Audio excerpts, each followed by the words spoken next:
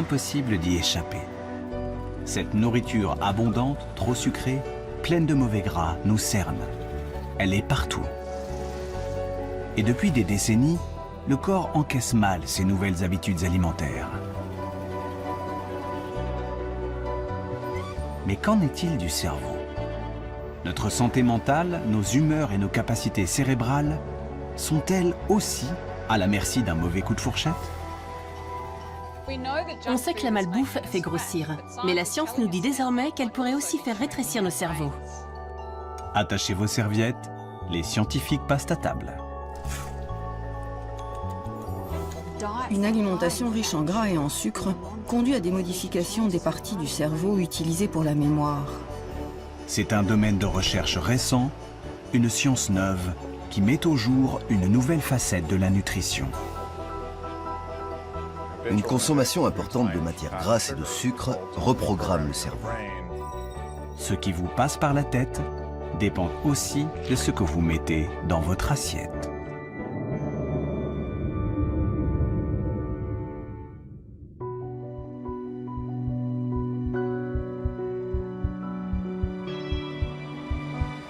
Tout commence dès les premiers repas, avant même la naissance.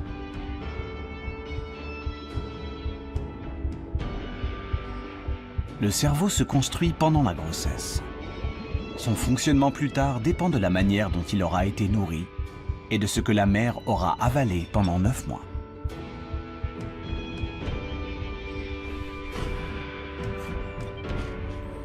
Les conséquences d'une mauvaise alimentation sur la santé de l'enfant pendant la gestation sont connues depuis longtemps. Mais en Australie, ce sont les répercussions sur le fonctionnement du cerveau qui préoccupent les scientifiques aujourd'hui.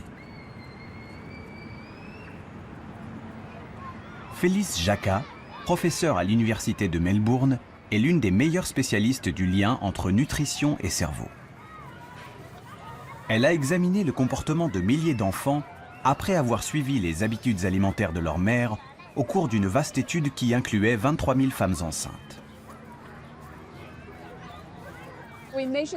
Nous avons mesuré la quantité de junk food, de nourriture transformée qu'elles ont mangée, mais aussi leur consommation de nourriture plus saine, riche en nutriments et en fibres.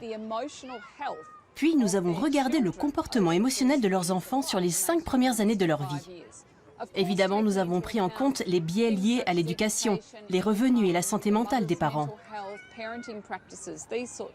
On a constaté, et c'était flagrant, que les mères dont l'alimentation pendant la grossesse se résumait à des produits transformés, des boissons sucrées, des snacks salés, avaient ensuite des enfants plus susceptibles d'être agressifs, colériques et capricieux.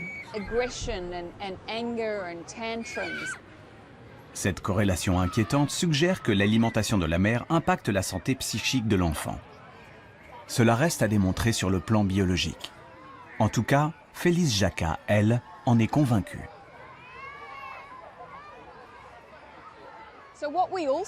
Cette étude norvégienne nous a aussi permis de découvrir que l'alimentation de l'enfant comptait autant que celle de la mère.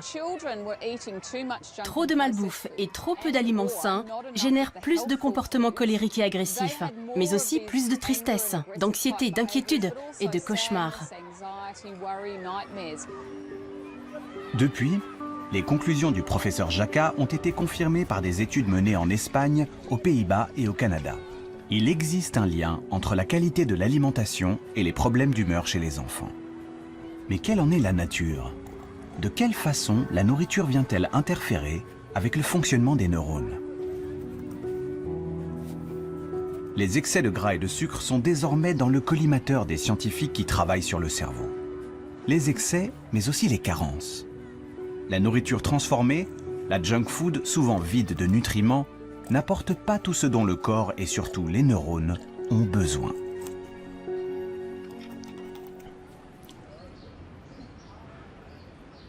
Dans ce laboratoire de l'Université de Bordeaux, les scientifiques étudient les conséquences des carences alimentaires sur le cerveau des souris.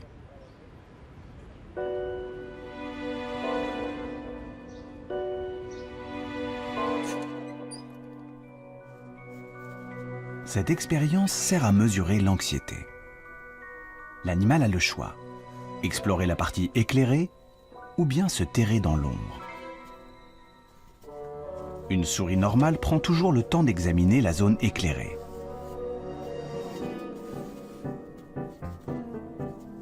Mais celle-ci a été privée d'oméga 3 pendant sa croissance. Les oméga 3, c'est ce bon gras surtout connu pour ses bienfaits sur le cœur et les artères. Au lieu d'explorer l'environnement, la souris se réfugie dans un recoin sombre pour ne plus en sortir. Elle est stressée, angoissée.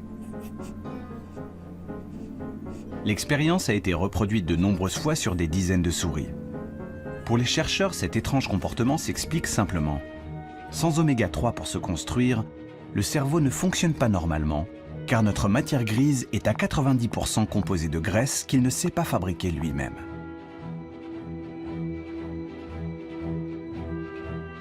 Le cerveau, c'est l'organe après le tissu adipeux le plus riche en acides gras polyinsaturés, qu'on appelle aussi oméga 3. Donc ces oméga 3, ils sont indispensables, c'est-à-dire que comme l'organisme ne peut pas les fabriquer, il faut qu'on les mange, donc on va les trouver dans l'alimentation. Les poissons gras, les abats, les huiles végétales, les graines comme les noix ou les amandes ont longtemps été les principales sources d'oméga 3 pour l'homme. Des aliments qui se sont raréfiés dans la cuisine des pays industrialisés.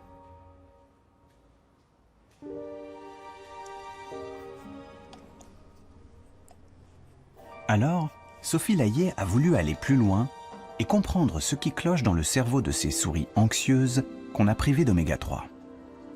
Elle a examiné leurs neurones de très près.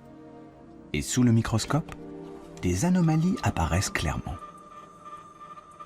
Ici, les neurones ont une arborisation, c'est-à-dire tous ces prolongements qui est réduite en situation de carence alimentaire en oméga 3.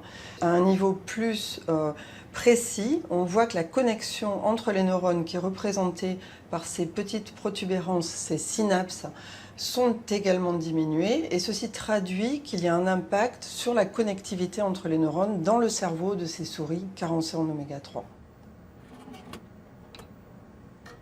Sans oméga 3 pour se développer, les neurones auraient donc du mal à communiquer entre eux car la structure même des cellules est modifiée.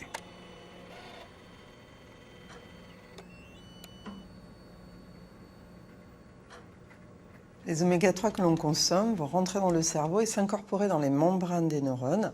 Et lorsqu'ils s'incorporent, ils vont donner une flexibilité à cette membrane des neurones plus importante et permettre une meilleure connexion de ces neurones entre eux. La quantité d'oméga 3 qui pénètre dans le cerveau est cruciale pour rendre les cellules cérébrales plus efficaces. Car lorsque ces acides gras s'incorporent aux membranes, ils en améliorent les propriétés électriques. Dans les neurones riches en oméga 3, le signal se propage plus vite. Le réseau est plus efficace.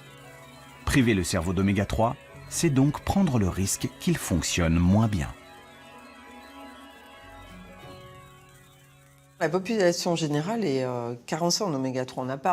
On a des apports insuffisants en oméga 3. Donc c'est important d'y veiller, de faire attention, surtout dans les périodes particulières, comme la période développementale, qui est cette période où les oméga 3 s'incorporent massivement dans le cerveau.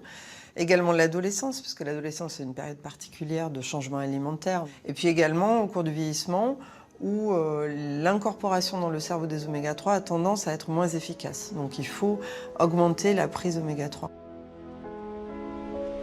Première règle pour qu'un cerveau tourne à plein régime donc, éviter les carences. Mais encore faut-il que les bons nutriments soient accessibles, qu'une alimentation variée soit disponible. Que se passe-t-il pour les neurones quand les repas sont pauvres et surtout toujours les mêmes? Le grand hamster qui a longtemps prospéré ici dans la plaine d'Alsace en fait aujourd'hui la douloureuse expérience. Depuis les années 60, on observe un déclin de cette population de hamsters qui est au bord de l'extinction aujourd'hui. Et en même temps, ce qu'on a vu, c'est une augmentation de la surface agricole cultivée en maïs. Carolina Bolt s'est donc demandé si l'effondrement de la population était lié à la surabondance soudaine de maïs. Elle a donc fait une expérience de laboratoire en nourrissant le hamster exclusivement avec cette céréale. On a observé pendant la reproduction des troubles du comportement chez les femelles, qui se traduisaient par une hyperagressivité, une hypersensibilité dès qu'il y avait un bruit dans la pièce.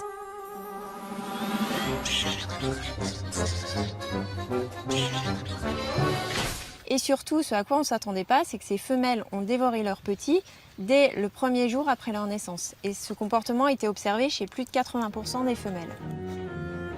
Un piètre régime alimentaire suffit donc à faire glisser le hamster dans une folie meurtrière.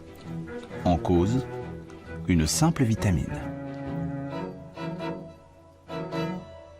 C'est une carence en vitamine B3 qui est à l'origine de ce comportement anormal, puisque lorsque nous les avons supplémentées en vitamine B3, en plus de leur régime à base de maïs, elles ont retrouvé un comportement tout à fait normal et elles se sont mises à allaiter leurs petits, à les élever comme des femelles nourries avec un régime diversifié.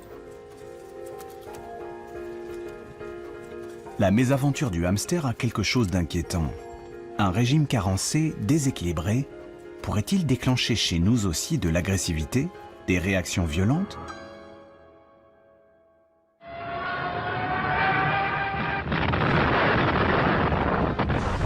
Les archives de la dernière guerre en Hollande ont fourni aux scientifiques l'occasion d'étudier cette question. À l'époque, les privations alimentaires ont eu de lourdes conséquences sur les comportements de toute une génération. Pendant la Deuxième Guerre mondiale, il y a eu une famine aux Pays-Bas. Et pendant cette période, des femmes enceintes ayant souffert de la faim ont donné naissance à des enfants qui, plus tard, vers 18-19 ans, ont montré des troubles de sociabilité plus importants que les gens du même âge, nés à une autre époque. Impulsivité, agressivité et violation récurrente de la loi. Cette génération a été particulièrement marquée. Depuis, de nombreux travaux établissent un lien entre violence et qualité de l'alimentation au quotidien.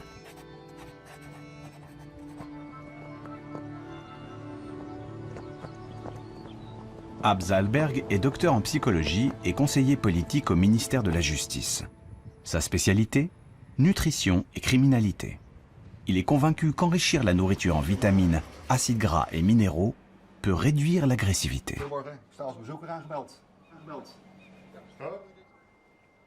Difficile de tester cette hypothèse dans la vraie vie, car beaucoup de facteurs et de circonstances peuvent influencer nos comportements, nos pulsions. Afin d'étudier l'alimentation dans un contexte quasi idéal, sans l'influence de nombreux paramètres, il a choisi la prison.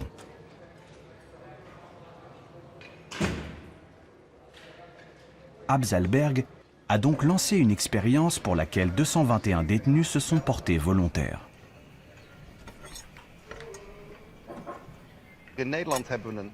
Ici, aux Pays-Bas, nous avons mené une étude sur de jeunes détenus dans 8 prisons différentes.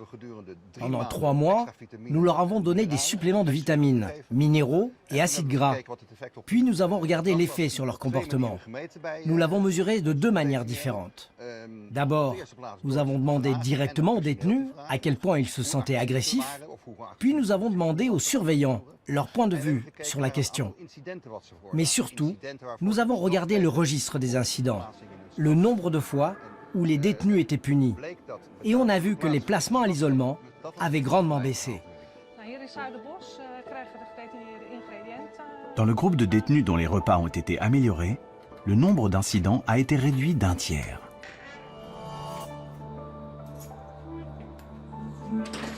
Des études équivalentes menées dans les prisons britanniques et australiennes arrivent à la même conclusion. Minéraux, oméga 3 et vitamines ajoutées comme compléments alimentaires réduisent les comportements violents.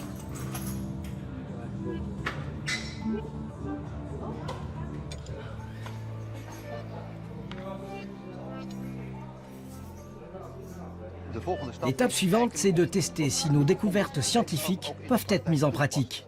Nous avons plusieurs projets avec l'administration pénitentiaire. Nous verrons si une modification de l'alimentation peut être envisagée comme un moyen de réguler l'agressivité. Ce que nous ingérons a donc le pouvoir de changer nos humeurs, de stimuler certaines pulsions. Mais le contenu de l'assiette pourrait-il aussi influencer nos décisions? Celles que nous croyons prendre le plus librement du monde?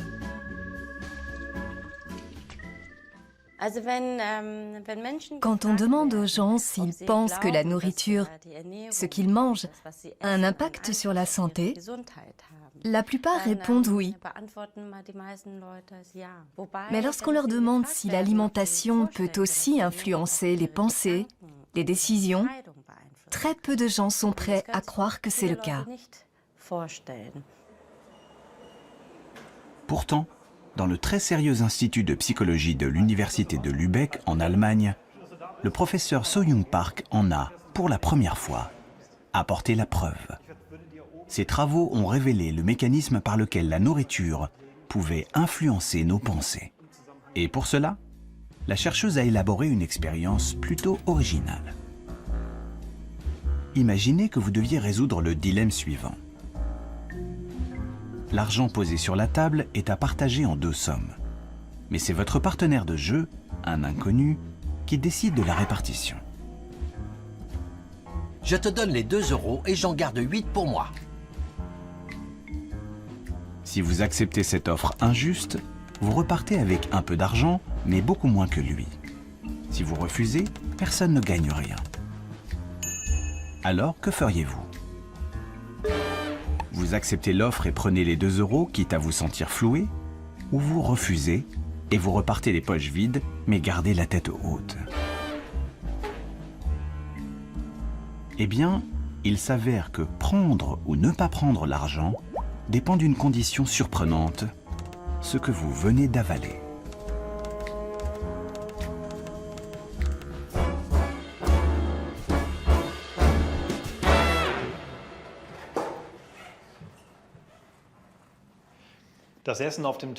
Nous vous avons préparé un petit déjeuner.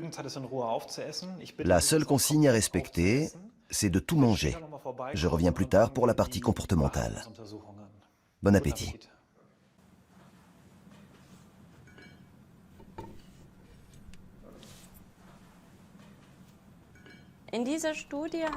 Dans le cadre de cette étude, nous avons suivi 24 personnes qui sont venues 2 fois au laboratoire pour prendre 2 petits déjeuners différents. Nous avons constaté qu'une même personne prenait des décisions complètement différentes en fonction de ce qu'elle avait mangé le matin.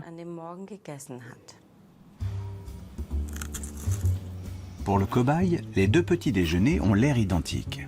En réalité, l'un est beaucoup plus protéiné que l'autre. La proportion de protéines par rapport au sucre est le seul paramètre qui change. Quelques heures après le repas, le cobaye passe alors plusieurs tests sur un ordinateur. Aujourd'hui, il a tendance à accepter l'offre. Son intérêt l'emporte sur son agacement. Il partira avec un peu d'argent en poche. La semaine passée, il avait surtout refusé et n'avait presque rien gagné. Le sujet ayant consommé un petit déjeuner plus riche en protéines le matin s'est montré tolérant aux offres injustes. À l'inverse, le sujet ayant consommé un petit déjeuner riche en glucides s'est montré plus intransigeant devant les offres injustes. En moyenne, le sujet, quand il a eu peu de protéines, rejette les offres injustes 2 fois plus souvent. Mais comment expliquer un résultat aussi surprenant ? Pour comprendre et apporter une preuve biologique à cette observation, les scientifiques ont procédé à des analyses sanguines. Nous enverrons le sang au laboratoire pour analyse. On va mesurer le taux d'hormones et d'acides aminés. Pour les hormones, on s'intéresse à l'insuline, au cortisol, l'adrénaline et l'ACTH. Et pour les acides aminés, au tryptophane et à la tyrosine.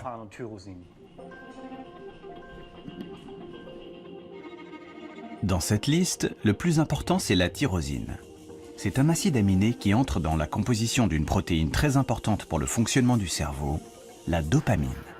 Cette molécule assure la communication entre les neurones, impliqués dans la motivation et la prise de risque.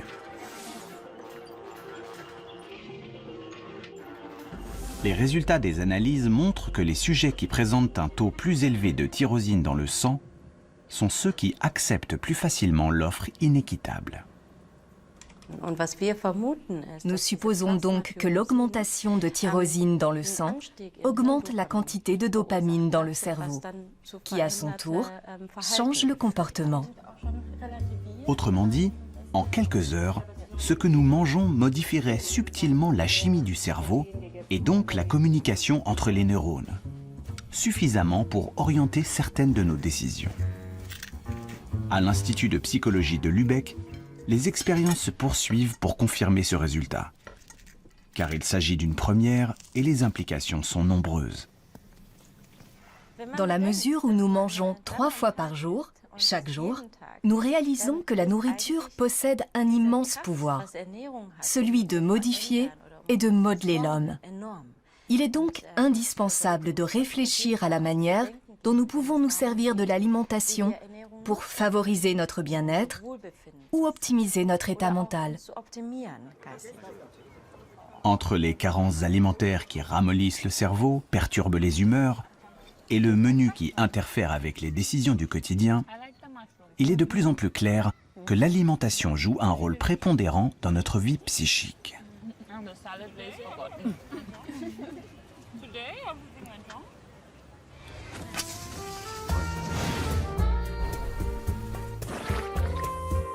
Mais qu'en est-il alors de la malbouffe, dégoulinante de sucre et de mauvaise graisse? Qu'arriverait-il si nous ne mangions plus que cela?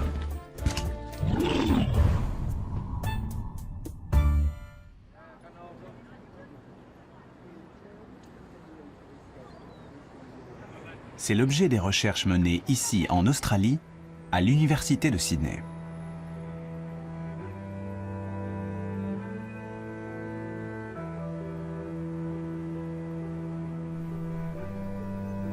Margaret Morris dirige le seul laboratoire au monde où les rats sont nourris à la malbouffe. Celle que vous trouvez dans les supermarchés et qu'on vous sert dans les fast-foods bon marché.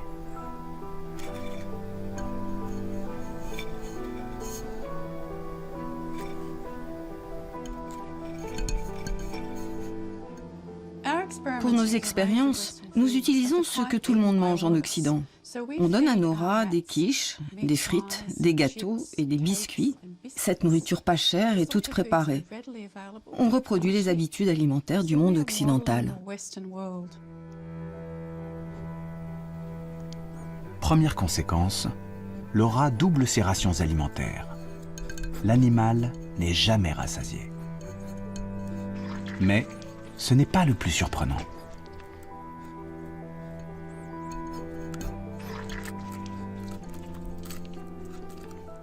Notre sujet de recherche principal concerne l'impact de cette alimentation sur la mémoire. Nous pouvons le mesurer facilement grâce au test de la reconnaissance de position des objets. Pour ce test, la chercheuse place des objets dans l'environnement d'un rat. Celui-ci vient immédiatement les examiner, car les rongeurs sont très curieux par nature. Une fois que l'animal a terminé son exploration et mémorisé son environnement, il est momentanément mis à l'écart. Puis on remet l'animal en présence du même objet que l'on a changé de place.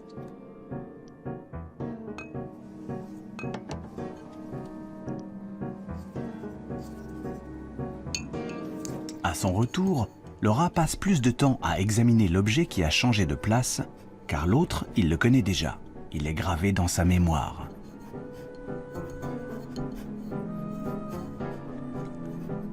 Les rats suralimentés, eux, se comportent différemment.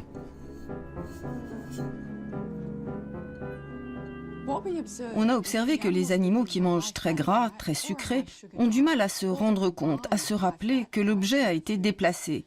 Contrairement aux rats qui ont mangé sainement, ceux qui mangent gras ou sucré passent autant de temps à explorer les deux objets, ce qui trahit une altération de la mémoire spatiale.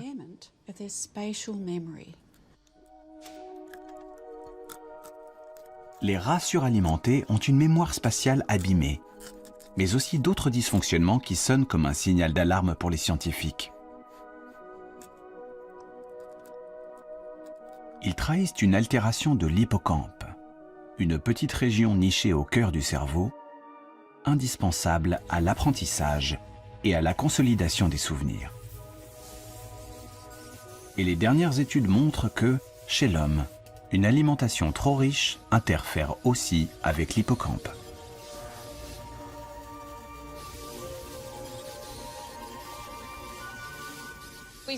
On a par exemple mis en évidence qu'il existait un lien entre l'alimentation et la taille de l'hippocampe, mais aussi avec celle de la matière grise ou de la matière blanche.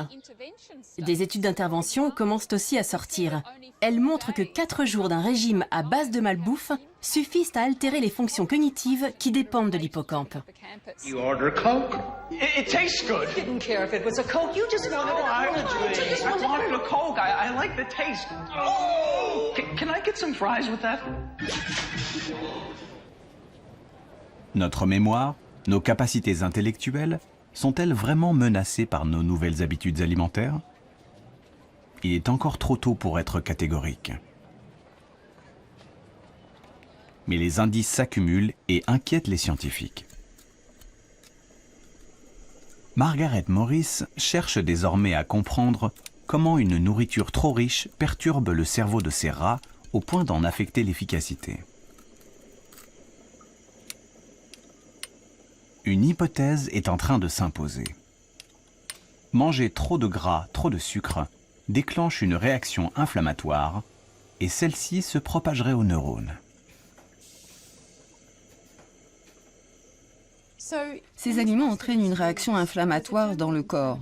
Ce mécanisme est bien connu chez les personnes obèses, mais il semblerait que ce soit aussi une réaction aiguë. On a constaté que les niveaux de molécules inflammatoires augmentent en fonction de l'alimentation.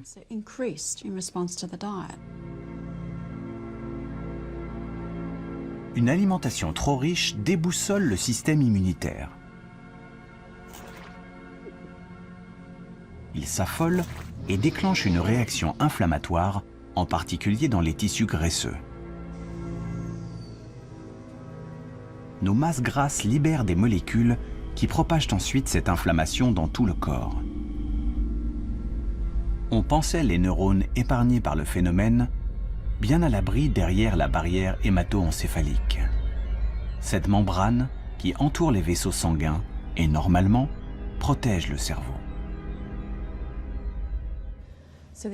L'augmentation de l'inflammation dans le corps se propagerait au cerveau. La raison en est que la barrière hémato-encéphalique qui protège normalement le cerveau des molécules inflammatoires peut être détériorée par l'alimentation et devenir poreuse. Des fuites qui laisseraient passer ces molécules. Chez le rat, en réaction à la nourriture, on a observé des changements dans les niveaux de molécules inflammatoires à l'intérieur du cerveau. Et ceci était corrélé à la perte de mémoire. L'inflammation qui s'infiltre dans les méninges déclencherait alors un phénomène particulièrement surprenant. Dans son laboratoire, Sophie Layet vient de montrer chez des souris suralimentées que certaines cellules immunitaires du cerveau, les cellules microgliales, se mettent à dévorer les neurones. Ces cellules microgliales au sein du cerveau sont importantes parce qu'elles peuvent manger, grignoter les neurones qui sont morts. Or, lorsqu'elles sont dérégulées, et en particulier en situation de nutrition déséquilibrée, elles se mettent à manger des neurones qui sont vivants. Et donc, de fait, en consommant de façon excessive ces neurones, finalement, elles vont détruire, ou en tout cas participer à la destruction des réseaux neuronaux et de neurones qui sont vivants et qui devraient être fonctionnels. La réaction des cellules microgliales a été filmée in vitro. Ce sont elles que l'on voit s'agiter sur ces images. En rouge apparaissent les fragments de neurones qu'elles ingurgitent. Chez une souris obèse, l'activité devient frénétique. Ce phénomène, au cœur des neurones, est aujourd'hui suspecté de nuire significativement au bon fonctionnement du cerveau.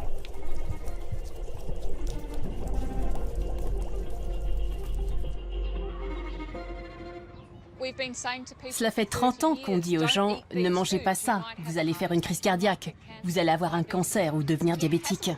Et ça n'a rien changé aux comportements alimentaires. On espère que si les consommateurs comprennent que ce qu'ils avalent est vraiment important pour la santé de leur cerveau et celui de leurs enfants, cela aura un impact plus profond sur leurs choix alimentaires.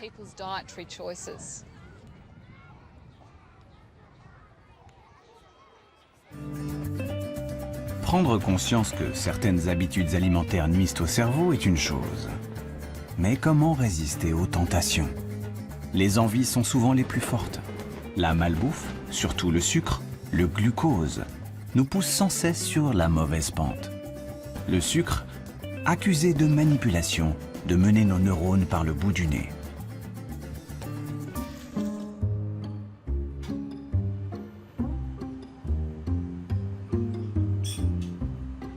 Microscope, mini-manipulateur et enregistreur ultrasensible. Xavier Fioramenti est aux commandes d'une machine capable d'enregistrer l'activité électrique d'un seul neurone. Le principe est simple. Une tranche de cerveau de souris baigne dans un liquide qui le maintient en vie.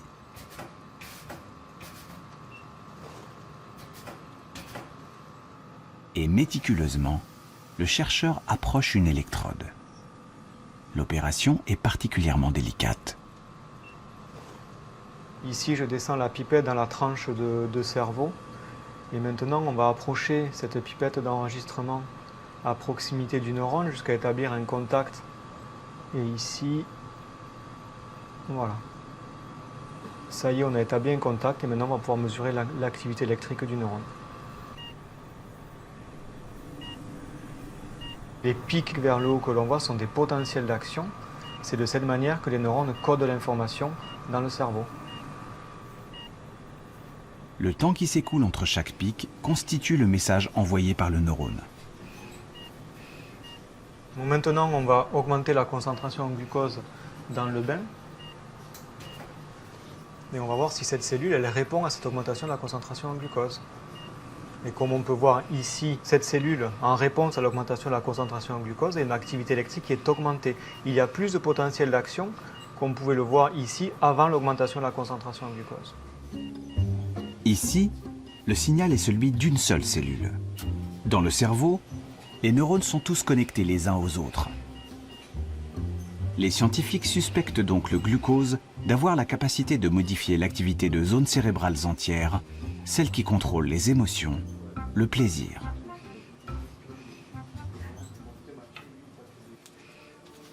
Est-ce ainsi que le sucre assure son emprise sur notre volonté? Ce n'est pour l'instant qu'une hypothèse. Mais l'addiction, la dépendance au sucre, fait aujourd'hui l'objet d'une recherche intense dans les laboratoires.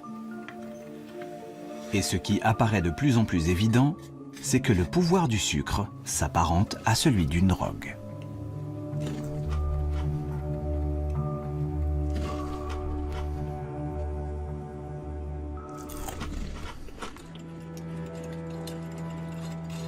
Serge Ahmed a été un des premiers à en apporter la preuve avec une expérience très simple. Il a d'abord élevé des rats en leur donnant de la cocaïne et du sucre. Puis, après des semaines de ce double régime, il a confronté les animaux à un choix. Donc là, nous avons la situation dans laquelle l'animal a le choix entre un levier qui est connecté à une seringue qui contient une drogue en solution, et donc la drogue en question, c'est une drogue dure, comme de la cocaïne et l'héroïne, et à gauche, un levier qui lui permet de contrôler une autre seringue qui contient une boisson sucrée. Et là, on voit que l'animal fait le choix de la boisson sucrée. Les rats se tournent 4 fois plus souvent vers l'eau sucrée que vers la drogue. Pas d'overdose avec le glucose, mais l'envie irrépressible est bien là. Donc cette expérience, très simplement, démontre que le sucre a un potentiel addictif plus important que nous l'avions imaginé jusqu'à présent, et peut-être même plus important que celui de drogues dures, comme la cocaïne et l'héroïne.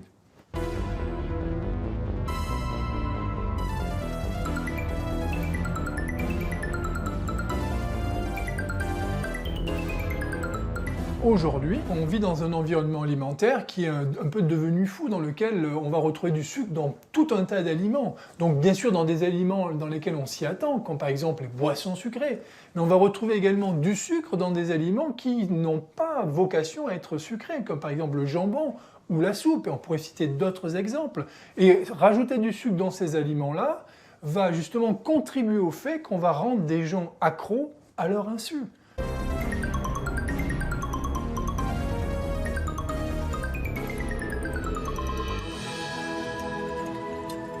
Alors, sommes-nous vraiment tous drogués à la barre chocolatée et au sucre, dissimulé dans la plupart des produits de supermarché?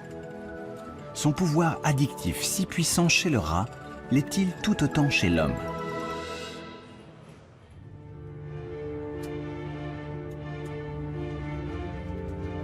L'influence de la nourriture sucrée sur le cerveau humain est justement à l'étude ici, à l'Institut de recherche de l'Oregon.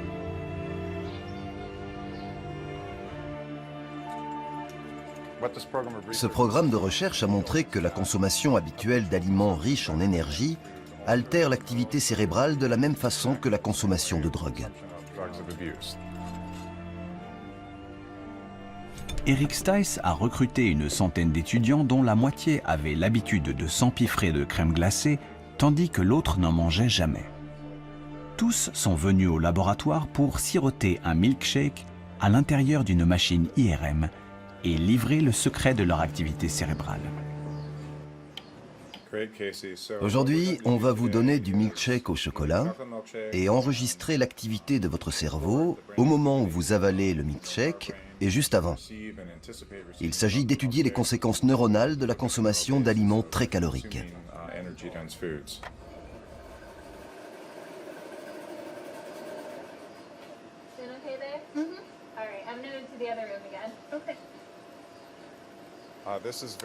C'est très simple. Vous allez boire du milkshake et vous aurez juste à rester immobile. Après l'avoir gardé en bouche 5 secondes, vous pourrez l'avaler. On répétera cette expérience plusieurs fois. Grâce à un simple tuyau, le sujet sirote le milkshake sans bouger la tête. On a découvert que chez les gens qui n'ont pas l'habitude de manger de la crème glacée, le circuit de la récompense s'active facilement. Il s'allume de manière très forte. En revanche, chez ceux qui mangent souvent de la crème glacée, la réaction est différente. Il n'y a pratiquement aucune activation. Cela montre que la consommation régulière d'aliments très caloriques réduit le plaisir que l'on ressent lorsqu'on en mange. Le circuit de la récompense est une région cérébrale qui contrôle la sensation de plaisir. Elle est particulièrement sensible à la consommation de sucre. Mais trop en manger finit par atténuer sa réactivité. À dose égale, le plaisir ressenti s'en trouve réduit. Ce qui est intéressant, c'est que ceux qui consomment de la cocaïne ou d'autres drogues très régulièrement présentent une tendance très similaire. Ils doivent augmenter leur consommation pour ressentir le même plaisir. En cause, la diminution de la réaction du circuit de la récompense lorsqu'ils consomment trop de ce qui leur procure du plaisir. Autrement dit, il en faut toujours plus pour avoir sa dose. Comme chez le rat, le sucre agirait donc sur notre cerveau à la manière d'une drogue. Son pouvoir addictif est-il pour autant aussi puissant chez l'homme? La question divise encore la communauté scientifique. Mais l'expérience d'Eric Stice a révélé un autre effet plus subtil et peut-être plus pernicieux encore. Le cerveau, après un régime trop riche en sucre, devient hypersensible aux images de nourriture. Plus vous mangez de crème glacée et moins votre circuit de la récompense réagit. En revanche, il s'allume beaucoup plus fort quand vous percevez une image qui annonce que vous allez peut-être en manger. Le circuit s'emballe quand vous voyez un magasin de crème glacée en voiture ou si vous voyez une publicité pour de la glace à la télé. Et il s'active bien plus chez ceux qui consomment souvent de la crème glacée que chez ceux qui n'en mangent jamais. C'est ce mécanisme qui incite à manger sans avoir faim et qui est à l'origine de l'obésité et de tous les problèmes de santé qui vont avec. L'influence directe de la nourriture sur notre cerveau joue donc un rôle crucial dans ce que nous choisissons de manger chaque jour. Le comportement alimentaire s'avère être un phénomène extrêmement complexe. Les enjeux de santé publique poussent les scientifiques à étudier tous les mécanismes qui président aux choix que nous faisons au quotidien.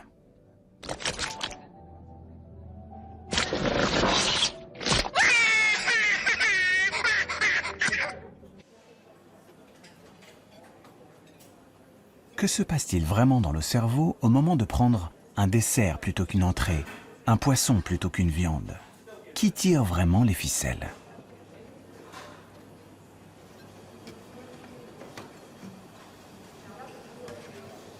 Le laboratoire de Carlos Ribeiro est à la pointe de la recherche sur les choix alimentaires. Ce que nous voulons découvrir, ce sont tous les composants, les gènes, les molécules, les neurones, qui gouvernent aux choix alimentaires. Et pour cela, nous avons besoin de faire des études très fines.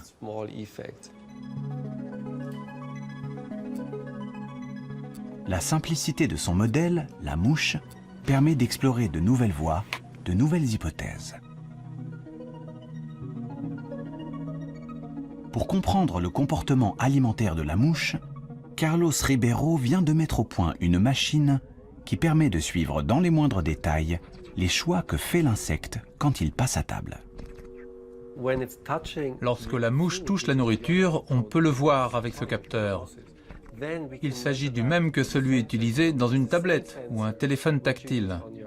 Mais là, on ne détecte pas un doigt, mais le contact avec la nourriture. Ce qui nous permet d'analyser de manière précise le choix de la mouche entre protéines et sucre, mais aussi comment elle mange, en quelle quantité, à quelle vitesse, à quelle fréquence. On peut vraiment disséquer tous les détails de ces décisions contrôlées par le cerveau. Grâce à cette technique, Carlos a prouvé que ce qui oriente le choix alimentaire, ce sont d'abord les carences. Naturellement, les mouches privées de protéines préfèrent la nourriture riche en protéines.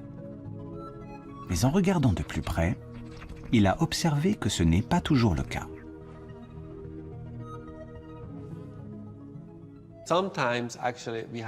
On s'est rendu compte que certaines mouches n'avaient jamais d'attirance pour les protéines. On a donc cherché à comprendre pourquoi. Et on a découvert que l'intestin des mouches qui ne s'intéressaient pas aux protéines était colonisé par des bactéries. Après avoir réalisé de nombreuses expériences, on a montré qu'il existait 2 bactéries spécifiques qui inhibent l'appétit pour les protéines. Ces 2 bactéries ont donc un impact très important sur l'envie de protéines chez les mouches. Les mouches, au moment de choisir leur alimentation, sont donc influencées par les bactéries présentes dans leur intestin. Cette découverte inattendue soulève évidemment une question importante. Les bactéries de notre propre flore intestinale, ce que les scientifiques appellent le microbiote, sont elles aussi à la manœuvre dans notre cerveau? Jouent-elles un rôle dans nos préférences alimentaires?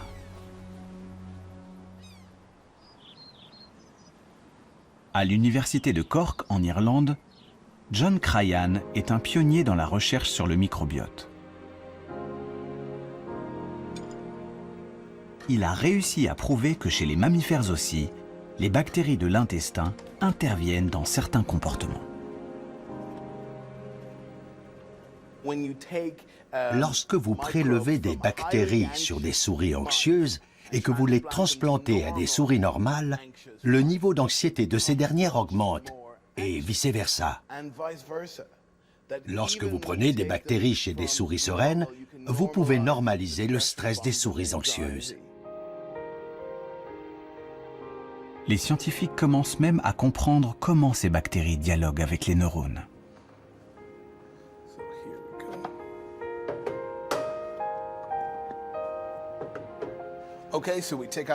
On retire les organes et on découvre le nerf vague, ici en jaune.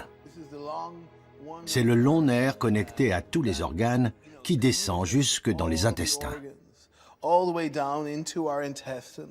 C'est vraiment la voie de communication clé entre nos intestins et notre cerveau.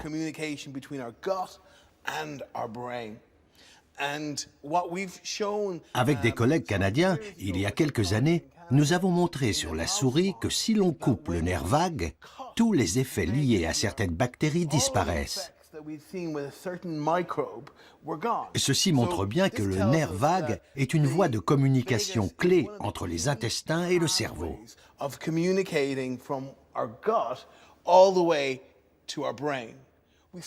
Il nous reste à comprendre ce qu'il se passe exactement dans le cerveau.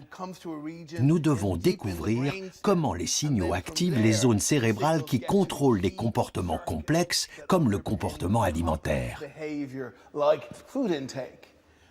Et c'est là-dessus qu'on travaille en ce moment. L'influence des bactéries sur nos préférences alimentaires reste donc à démontrer aujourd'hui. En revanche, il est établi qu'elles agissent sur l'humeur et l'anxiété. Les scientifiques considèrent même désormais le microbiote comme une sorte d'intermédiaire, un agent de liaison entre la nourriture et notre cerveau.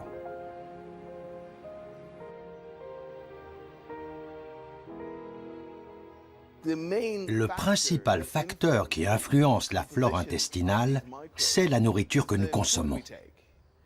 La diversité de l'alimentation est essentielle. De notre naissance à notre mort, elle détermine la composition du microbiote. On commence tout juste à se rendre compte de l'influence de ce que nous mangeons sur la composition de nos bactéries, et donc de l'importance de notre alimentation dans ce qui se passe dans notre cerveau. Notre bien-être dépend donc, entre autres, de celui de notre microbiote. Un bon régime pour notre humeur est un régime qui convient d'abord aux bactéries de nos intestins. Ce constat a fait naître l'idée de se servir de l'alimentation pour cajoler son cerveau et ménager sa santé mentale. Et là, c'est le fameux régime méditerranéen qui a séduit les scientifiques. Le régime méditerranéen est très riche en végétaux. Beaucoup de verdure, beaucoup de légumes, mais aussi des fruits. Un autre élément important, les légumineuses, comme les haricots, les lentilles et les pois chiches. Également les noix et les graines, le poisson et bien sûr l'huile d'olive. L'huile d'olive est une composante très importante du régime méditerranéen. On pense que cette variété alimentaire permet une plus grande diversité du microbiote qui vit dans nos intestins. Le lien entre cette diversité au sein des intestins et une bonne santé a été mis en évidence.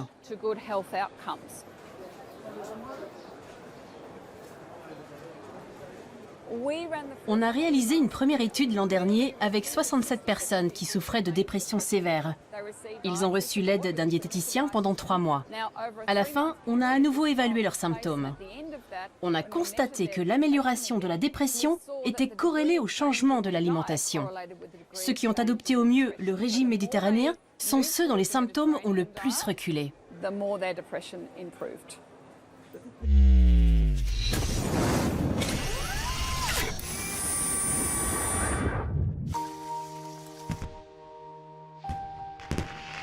Mettre la cuisine au service de son cerveau est une idée qui fait son chemin. Les scientifiques explorent désormais toutes les pistes. Les épices vantées depuis des siècles par la médecine traditionnelle indienne sont désormais étudiées dans les laboratoires pour leurs vertus sur le mental.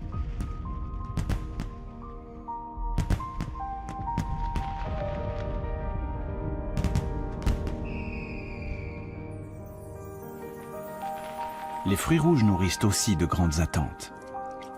Les polyphénols qu'ils contiennent ont la capacité de revigorer les neurones sur le déclin.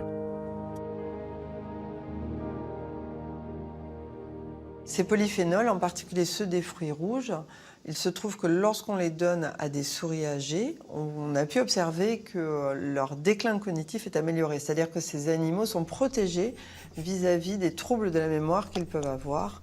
Et ceci nous a conduit à faire un essai chez l'homme, et en l'occurrence une étude très récente qui a été menée chez plus de 200 sujets qui avaient 65 ans et plus et qui étaient sains, mais qui ont un déclin normal, on va dire, se retrouvent protégés lorsqu'ils consomment des doses importantes de polyphénol.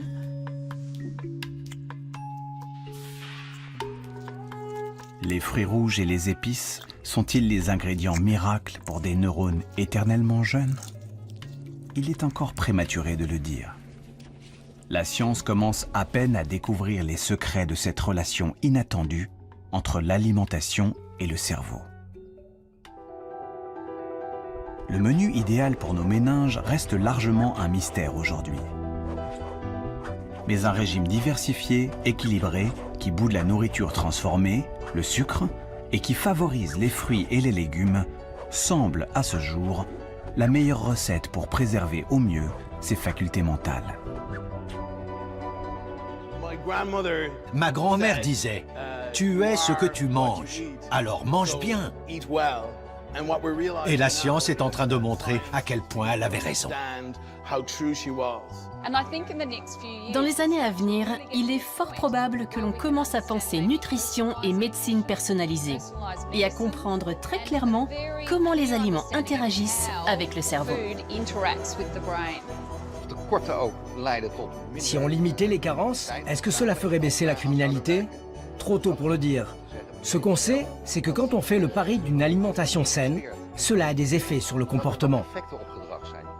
Plus on mange de barres chocolatées, plus on est sensible aux sollicitations. Et plus on mange de barres chocolatées. C'est monstrueux. La meilleure chose à faire si vous avez des enfants, c'est de leur donner une alimentation saine et pas ce genre de merde. J'ai dit merde, désolé.